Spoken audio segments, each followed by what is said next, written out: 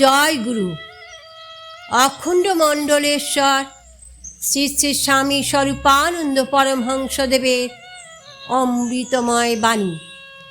ভক্তির অনলে স্বার্থপরতার ধ্বংস সাধন।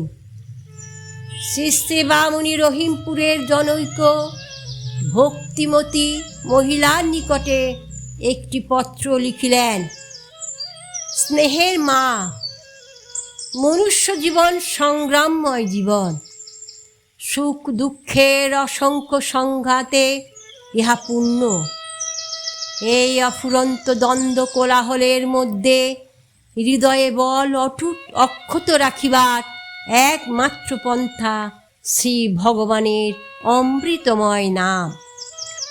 সহস্র শান্তির মধ্যেও নামই অন্তরের শান্তির মলয় হিল্লোল প্রবাহিত করে।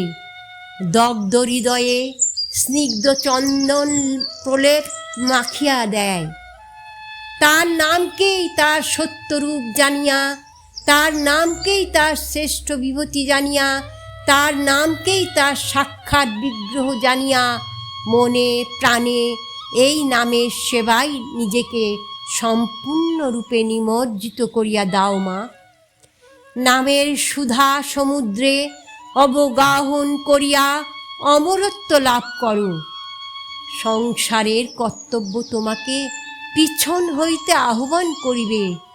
যাহা কর্তব্য তাহা হইতে বিরত হইতে তোমাকে আমি বলিব না মা, কিন্তু নিষ্পৃহ নিষ্কাম চিত্তে সংসারের সহস্র খুঁটিনাটি কর্তব্য শরীর দিয়া সম্পাদন করিয়া যাও। মনকে নিয়ত লাগাইয়া রাখো শ্রী ভগবানের পরমানন্দ ঘন স্নেহ উজ্জ্বল মূরতির অর্চনায়। ভক্তির আরতি লাগাও। নিজের প্রচ্ছন্ন ও অপ্রচ্ছন্ন সকল স্বার্থ লোলুপতাকে ধুনুচির আগুনে জীবন্তে দগ্ধিয়া মারো। ওম শান্তি।